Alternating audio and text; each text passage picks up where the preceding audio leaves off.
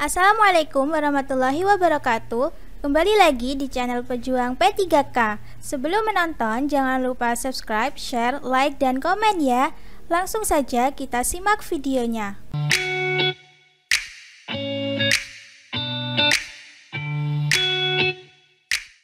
Berikut ini kompetensi teknis bedah materi guru PAI. A. Belajar mengenai kompetensi. Berdasarkan Undang-Undang Nomor 14 Tahun 2005 tentang Guru dan Dosen Pasal 8 menyatakan bahwa guru wajib memiliki kualifikasi akademik, kompetensi, sertifikat pendidik, sehat jasmani dan rohani, serta memiliki kemampuan untuk mewujudkan tujuan pendidikan nasional.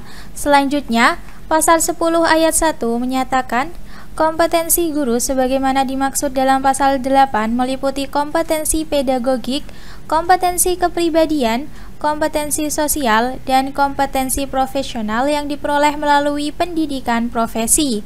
Sedangkan menurut PP nomor 19 tahun 2005 pasal 28 ayat 3 dan Undang-Undang nomor 14 tahun 2005 pasal 10 ayat 1 menyatakan kompetensi pendidik sebagai agen pembelajaran pada jenjang pendidikan dasar dan menengah serta pendidikan anak usia dini meliputi A. Kompetensi pedagogik, B. Kompetensi kepribadian, C. Kompetensi profesional, dan D. Kompetensi sosial. Berikut ini adalah penjelasan lebih lanjut tentang kompetensi guru tersebut. 1. Kompetensi pedagogik. Secara leksikal, sesungguhnya kompetensi pedagogik merupakan suatu istilah yang berasal dari dua kata, yaitu kompetensi dan pedagogik. Oleh karena itu, untuk mendapatkan pengertian yang utuh dari istilah tersebut, maka pengertian masing-masing kata tersebut harus kita dalami terlebih dahulu. Pertama, pengertian kompetensi. Menurut Kamus Bahasa Indonesia, kompetensi adalah kewenangan untuk memutuskan atau bertindak. Sedangkan menurut Rama Yulis, kompetensi adalah satu kesatuan yang utuh untuk menggambarkan potensi, pengetahuan, keterampilan, dan sikap yang dinilai yang terkait dengan profesi tertentu berkenaan dengan bagian-bagian yang dapat diaktualisasikan dan diwujudkan dalam bentuk tindakan atau kinerja untuk menjalankan profesi tertentu. Dalam Undang-Undang Republik Indonesia Nomor 14 Tahun 2005 tentang Guru dan Dosen, Bab 1 Ketentuan Umum Pasal 1 Poin 10 dinyatakan bahwa kompetensi adalah seperangkat pengetahuan, keterampilan, dan perilaku yang harus dimiliki, dihayati, dan dikuasai oleh guru atau dosen dalam melaksanakan tugas keprofesionalan. Sedangkan Mulyasa menyatakan kompetensi guru merupakan perpaduan antara kemampuan personal, keilmuan, teknologi, sosial, dan spiritual yang secara kafah membentuk kompetensi standar profesi guru yang mencakup penguasaan materi, pemahaman terhadap peserta didik, pembelajaran yang mendidik, pengembangan pribadi, dan profesionalisme. Kedua, pengertian pedagogik. Dalam Kamus Bahasa Indonesia dinyatakan bahwa yang dimaksud pedagogik adalah ilmu pendidikan, ilmu pengajaran. Sedangkan menurut Wikipedia, pedagogik diartikan sebagai ilmu atau seni dalam menjadi seorang guru.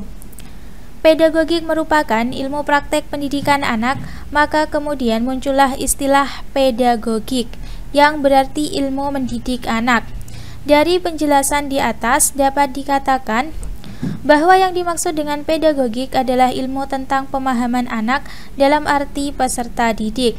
Setelah secara leksikal memahami pengertian kompetensi dan pedagogik, maka relevan dengan subbab ini dirasa perlu memahami pengertian kompetensi pedagogik.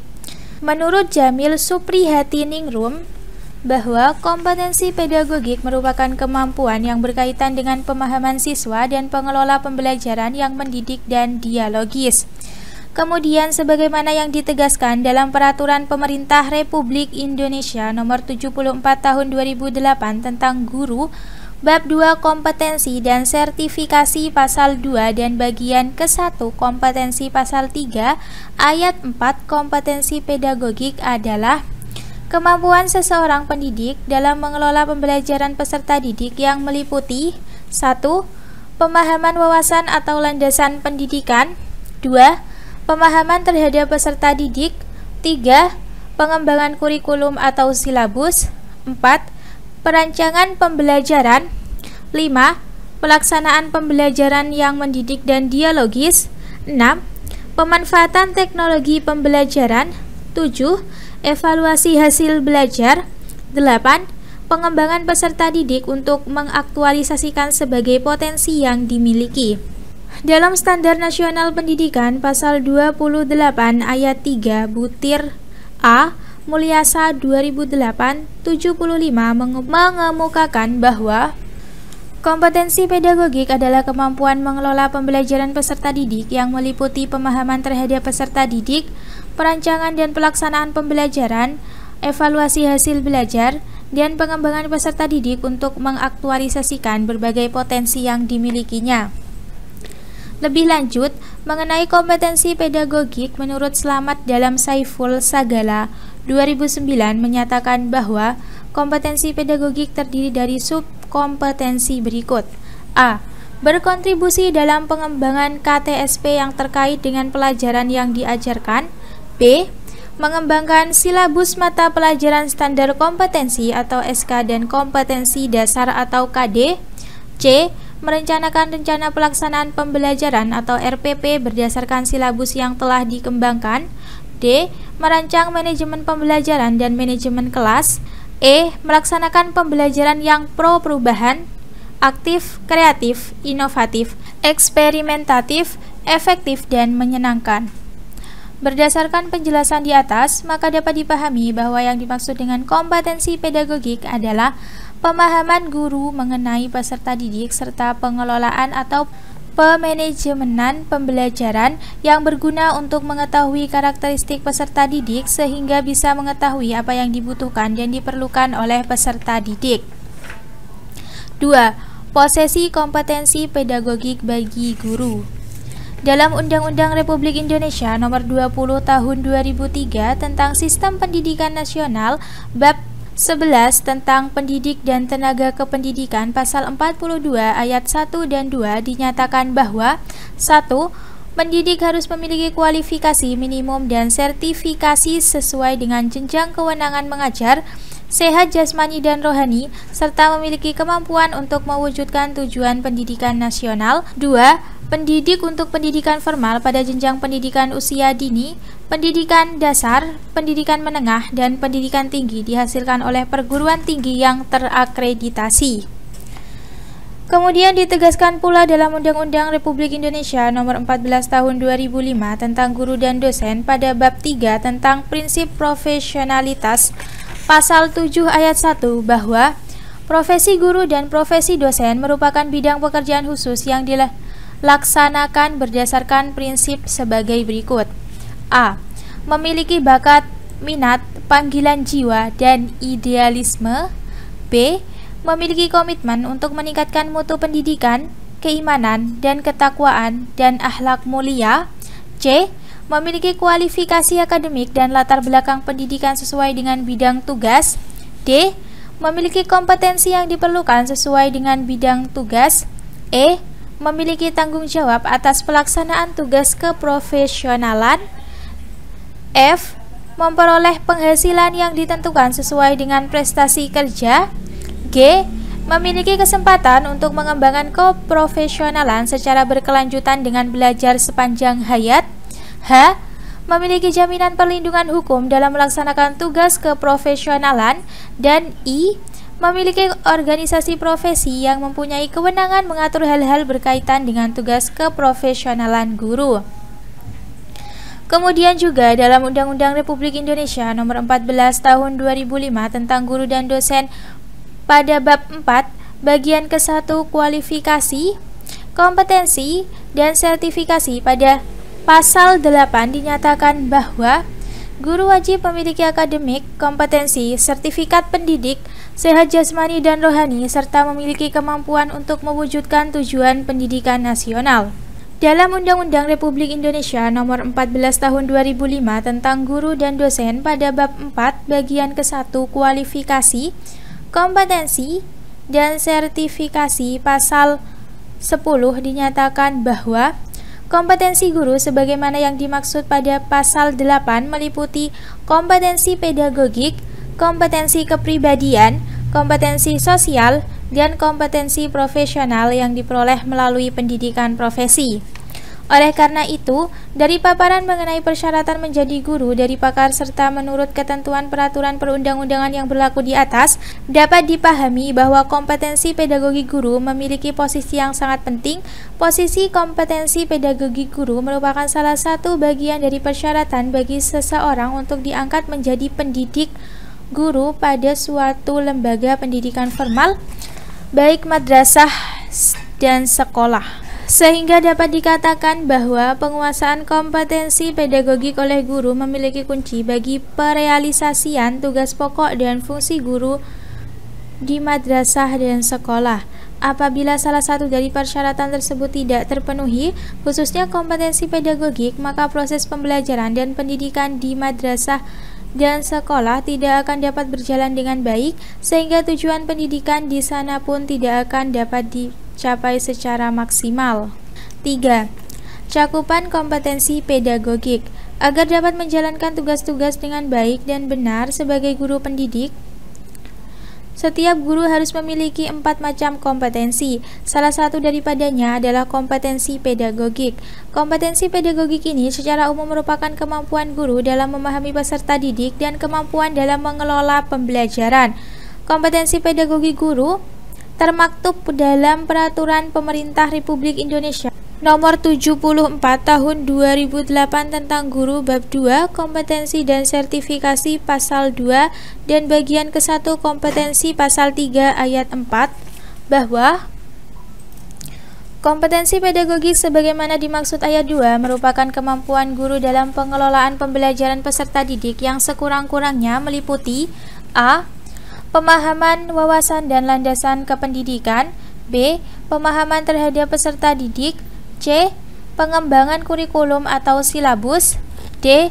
Perancangan pembelajaran, e. Pelaksanaan pembelajaran yang mendidik dan dialogis, f. Pemanfaatan teknologi pembelajaran, g. Evaluasi hasil belajar, dan h. Pengembangan peserta didik untuk mengaktualisasikan berbagai potensi yang dimilikinya. Unsur-unsur yang termuat dalam Peraturan Pemerintah Republik Indonesia Nomor 74 Tahun 2008 tentang Guru Bab 2 Kompetensi dan Sertifikasi Pasal 2 dan bagian ke-1 Kompetensi Pasal 3 Ayat 4 juga termuat dalam Peraturan Menteri Pendidikan Nasional Nomor 16 Tahun 2007 tentang standar kualifikasi dan kompetensi guru pada lampiran tabel di atas tersebut dalam pandangan para pakar pendidikan.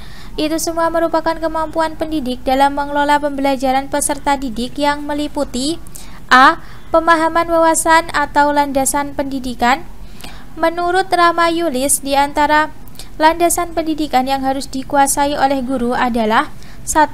Mengenal tujuan pendidikan untuk mencapai pendidikan nasional, a. Mengkaji tujuan pendidikan nasional, b. Mengkaji tujuan pendidikan dasar dan menengah, c. Meneliti antara tujuan pendidikan dasar dan menengah dengan tujuan pendidikan nasional, d. Mengkaji kegiatan-kegiatan pembelajaran yang mempercepat tujuan pendidikan nasional. 2. Mengenal fungsi sekolah dalam masyarakat, a. Mengkaji peranan sekolah, b. Mengkaji peristiwa-peristiwa yang mencerminkan sekolah sebagai pusat pendidikan dan kebudayaan, c. Mengelola kegiatan sekolah yang mencerminkan sekolah sebagai pusat pendidikan dan kebudayaan. 3. Mengenal standar kompetensi-kompetensi dasar dan indikator kompetensi pembelajaran. Seorang guru harus mampu menguasai landasan pendidikan yang dalam hal ini sangat penting agar bisa tercapainya suatu tujuan pendidikan dan cita-cita sekolah yang diinginkan. B. Pemahaman terhadap peserta didik.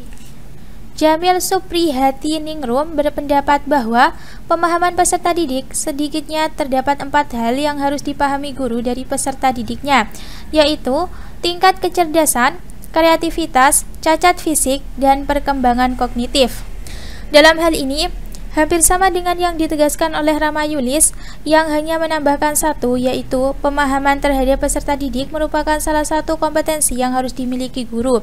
Sedikitnya terdapat 4 hal yang harus dipahami guru terhadap peserta didiknya, yaitu tingkat kecerdasan, kreativitas, fisik, dan pertumbuhan dan perkembangan peserta didik, serta potensi peserta didik.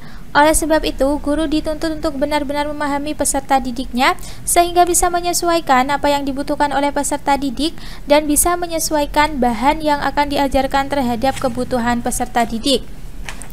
C. Pengembangan kurikulum atau silabus.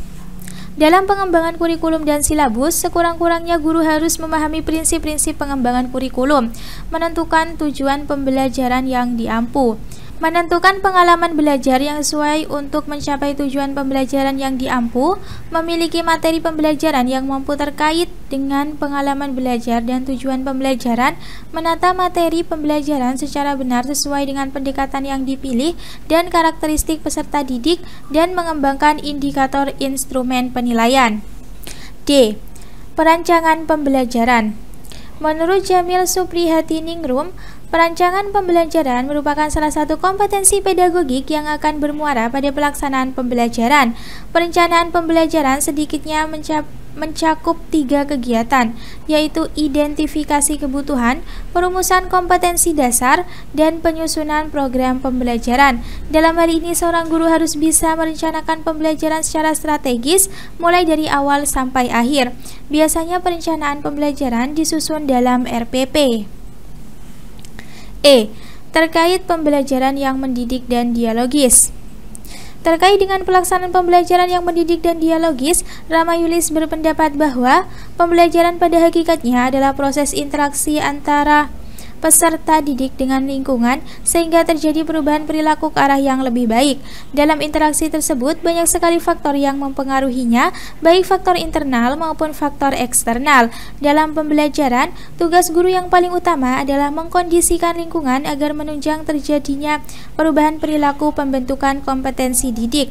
Oleh karena itu, seorang guru dalam melaksanakan pembelajaran harus sesuai dengan tujuan pembelajaran, sehingga bisa meningkatkan pengetahuan siswa dan dapat merubah perilaku siswa dari yang awalnya tidak baik menjadi baik, dari awalnya belum tahu menjadi tahu. F. Pemanfaatan teknologi pembelajaran. Terkait dengan pemanfaatan teknologi pembelajaran, Jamil Suprihatiningrum berpendapat bahwa penggunaan teknologi dalam pendidikan dan pembelajaran dimaksudkan untuk memudahkan atau mengefektifkan kegiatan pembelajaran.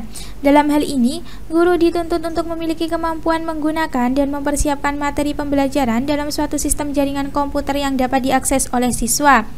Guru diharuskan menguasai teknologi pembelajaran agar dapat memudahkan dalam pencapaian tujuan pembelajaran dan tidak membuat jenuh atau bosan peserta didiknya.